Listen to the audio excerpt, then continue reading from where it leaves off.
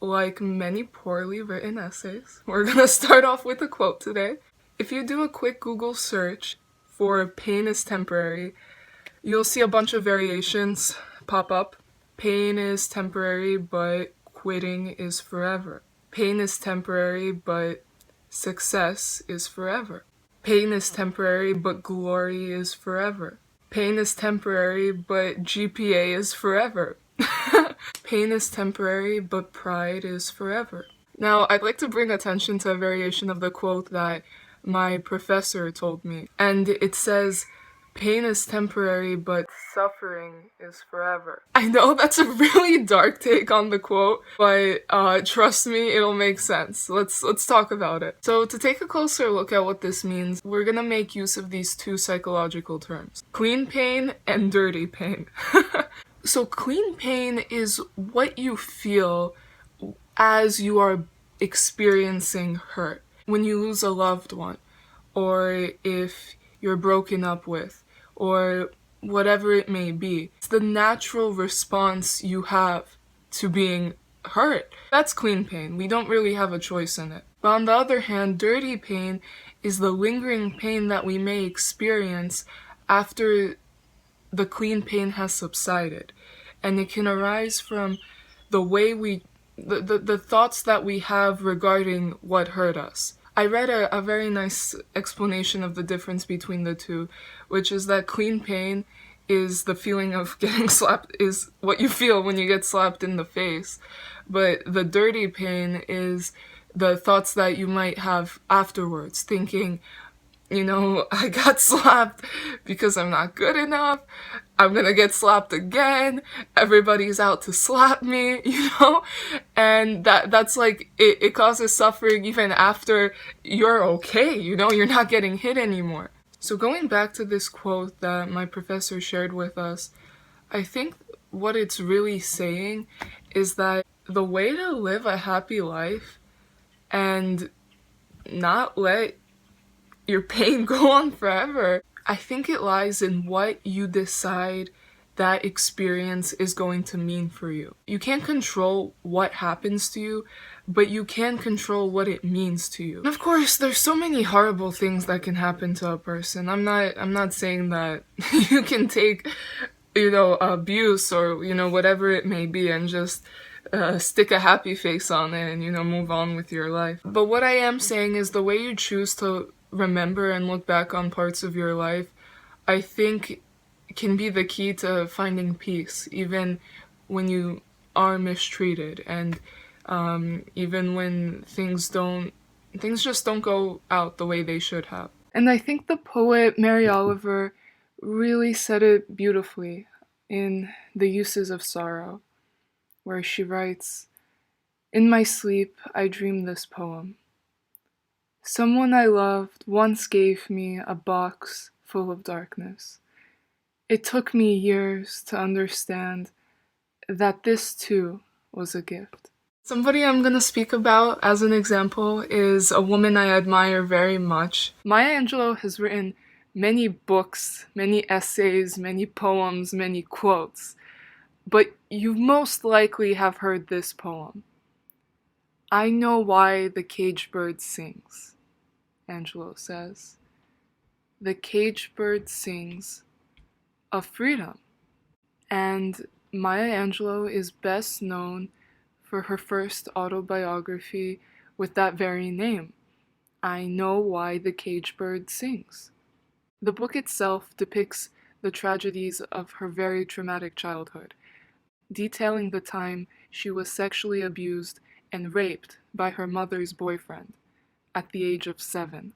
And she explains that she told her brother, who told the rest of their family, and this man was put in jail for 1 day, but 4 days after he was released, he was murdered, and it's most likely that Maya Angelou's uncles killed him. And at 7.5 years old, when Maya Angelou found out what had happened, she became mute for almost 5 years, because at the time, as a young child, she thought that telling her brother the name of this man was the reason for his death. She thought that she killed him by speaking his name, and she was so afraid of ever speaking again because she believed that her voice would kill anyone. And it was during these years of silence where Angelo really developed an amazing memory and a love for literature and a deep fascination with observing the world around her. And from that period on, she lived on to have a very daring life, enough to fill 7 autobiographies. She worked with Martin Luther King Jr. at the height of the civil rights movement and with Malcolm X, and she worked as a journalist in Egypt and Ghana during the decolonization of Africa. She was the first Black woman to write a screenplay for a major film release, and her writings set a precedent not only for other Black women writers and authors, but just really African American autobiography in general. And through it all, she did it with depth and courage and humility. And if you watch her interviews, there's a very poetic essence about her, even when she's just talking casually. Go on. I would teach her to laugh a lot. Laugh a lot at the silliest things. And be very, very serious. I teach her to love life, I bet you that. So please read more about her, watch her interviews, dig into history, read her essays. Please read her poetry. There is so much that I cannot even begin to say anything here. But I think she's already captured it in one of her most famous quotes, where she says, "My mission in life is not merely to survive, but to thrive, and to do so with some passion, some compassion, some humor, and some style." Growing up, I hadn't really known much about her at all. I mean, I've heard this poem of hers, but I didn't know anything about the woman behind that poem. So the first time I really learned about who Maya Angelou was 6 years ago when she passed away. Oprah Winfrey released an interview that she had with Maya Angelou in order to honor and commemorate her life and who she was. I was like 14 at the time, and watching this interview between Oprah Winfrey and Maya Angelou really, I go back to this interview all the time. It really affected me. There's a book called Lessons in Truth. Wow. And in the book, there's a line which is, "God loves me." And when I came to read it to my then mentor, Frederick Wilkerson, the late Frederick Wilkerson, I read, "God loves me." And he said, "Read it again." And I said, "God loves me." He said, "Read it again. Read it again." And finally, I said, "God loves me."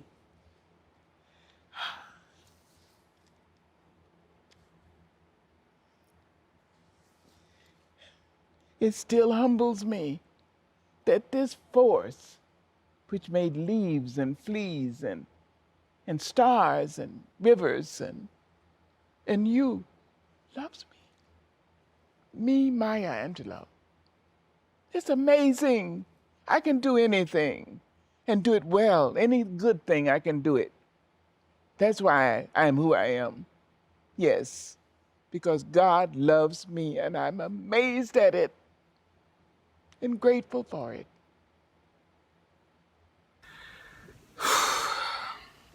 How a young Black girl in the American South who was raped and went mute for 5 years, who had all the odds stacked against her, could come to live a life of so much love and humility and strength. And most ironically of all, someone who was mute to become a writer of all things, so that her voice is remembered in history. So it just begs the question, why did Maya Angelou become Maya Angelou? A lot of people who've been abused that way, fall prey to becoming abusers themselves. Why is she talking about love when she has so many reasons not to? What is the difference between someone who's been abused and who becomes an abuser themselves and someone who's been abused but goes on to become the most beautiful advocate for people who've been through the same thing they have? Let's go back to what we were talking about earlier, about pain. Pain is an inevitable part of life. We tend to automatically assume that it's always a bad thing, but what really is pain telling us? The one of the most driving types of pain that is necessary for us all on earth is the pain that a woman goes through when delivering a baby. If you think about childbirth, if the woman does not push through that pain, the baby will die.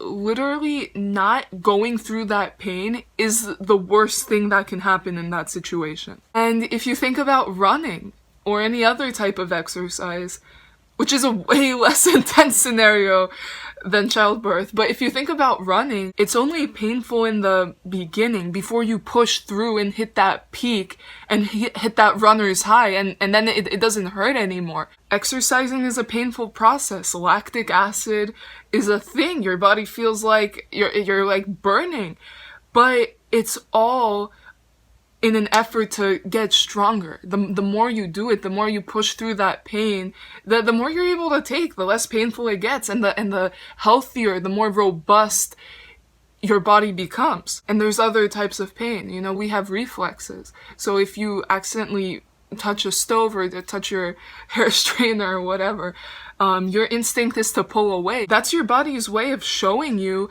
to pull your hand away from that stove before you can get burned even more. It's your body's way of protecting you. And if you think about another type of pain, like if you have an infection or a broken bone or something like that, the discomfort you feel, your body is giving you a sign that there's something wrong, that there's something you need to look at, there's something you need to fix. It's giving you a chance to realize that there's a problem. And so with that said, what makes cancer uniquely dangerous is the fact that it spreads silently. There is no pain. And over time, it will grow more and more. And then by the time that a person realizes it's already too far advanced in their body for it to be prevented. So physiologically, what is pain? Pain is our body's way of telling us that something's not right. We either need to push through something or make some kind of change or maybe even step back and take care of ourselves. So then why in our emotional lives do we act like that's not the case? Why is it that we make out pain or other kinds of pressure in our lives? Why do we see them as being totally like random and unnecessary things that we just have to put up with? And that makes me want to return to the question of why do some abused people become abusers themselves? And then why do others become almost unrecognizable? Like they completely push through and become survivors and empower other people. And really just looking at different people's lives, different people's stories, it really is just a testament to the fact that it's a choice. Maya Angelou could have chosen to stay mute her whole life. We wouldn't know who she is today. She wouldn't have touched millions of people's lives. That's a choice. She made a choice to step forward. She made a choice to forgive her abuser. She made a choice to love and be loved in return. I'm not saying it was easy. God knows. But she made that choice. And that's not to say, don't feel any pain. Absolutely. The whole thing about clean pain, actually, is that the only way you can move forward is by feeling it through, hurting, crying. You have to let all that rain fall before you can move on, because otherwise, if you block yourself from ever feeling what you're feeling, then actually that clean pain will just become permanent dirty pain, constantly just fuzzing up and ruining your life. And there's a lot of people out there who are constantly living in this dirty pain because it hurts so much, and so they've they're numbing themselves to it instead of being able to conquer that pain. They've numbed themselves to it, whether it may be through drugs or just by detaching themselves from people around them, or even detaching themselves from parts of themselves. If you're doing that, then you can never heal. You can never move on. And you have a choice. If you look at your life as an open book, you have all these pages to the left, which are the things you've been through. And then if you look at the right, you have all these blank pages, and that's what you haven't been through yet. And today we're on this page right over here. Every day you get a new chance to turn a clean page. Every day you have an opportunity to choose how you want to write the rest of your story. Everything has an expiration date. Whatever you may be going through, it may feel like it's completely taken over your whole world, and that's just what your life will be forever. But it will end eventually. It's up to you to make that choice of how you want to live the rest of your life. Once that's over, and it will end at some point, from there, how do you want to live your life? Whenever you've been abused, there's always the temptation to become an abuser yourself. There's always that point where you want to hurt that same person who hurt you. It may feel right to abuse your abuser, but then where does that end? With the next person who wrongs you, you hurt them like that. And then with the next person who wrongs you, you hurt them like that. And then before you realize it, you're hurting people who actually never hurt you in the first place. Because actions spread. You cannot do something and then disassociate, act like that wasn't you. Every action you take has the same source. It's you. It's your life. And it takes a deliberate choice to move on from that. Push yourself off of that road. Whether you realize you've actually been numbing yourself ever since that happened to you, been numbing yourself, or whether you've actually been passing on that hurt to other people without even noticing it. And it's true that hurt people hurt people. But there's always the opportunity to make a change. There's always the opportunity to feel through what hurt you and to understand your worth and to do better, because we're always going to be hurt in this life, but we don't have to stay hurt. And I'm not saying that it's easy, but it's right, and it's beautiful, and it's so worth it. Just like running every day, you'll come out stronger. You'll go distances you never thought you could. Just like an injury, you'll be able to look inside yourself and realize what's been broken and fix it. And like going through pregnancy and delivering a child, it's extremely painful. For those 90 seconds of the most intense contractions, it's horrible. But if you're able to get through that, you'll be holding a baby in your hands. I'm sure Maya Angelou's abuser never would have imagined she would become the person she did. That was her choice. I'm sure that he never thought that she would have love and forgiveness in her heart and strength and beauty and power. That was her choice. She took the pencil away from him and wrote her life the way she wanted it to be.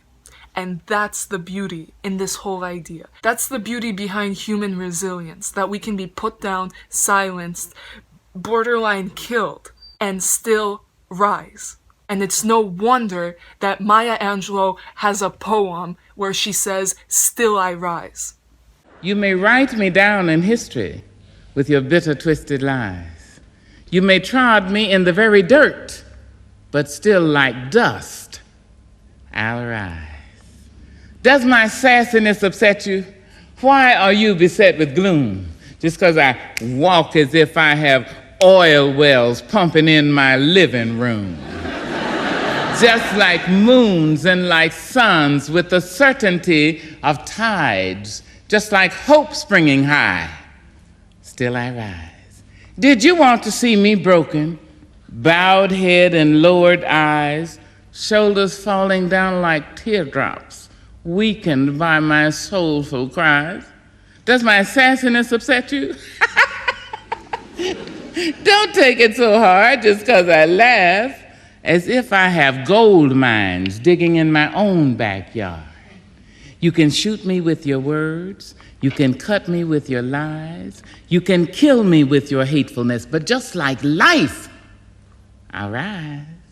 Does my sexiness offend you? Oh.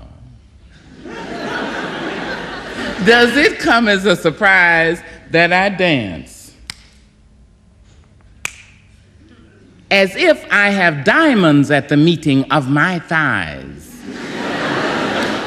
Out of the huts of history's shame I rise. Up from a past rooted in pain I rise. A black ocean leaping and wide, welling and swelling and bearing in the tide. Leaving behind nights of terror and fear I rise. Into a daybreak miraculously clear I rise, bringing the gifts that my ancestors gave. I am the hope and the dream of the slave. And so, wow. There I go.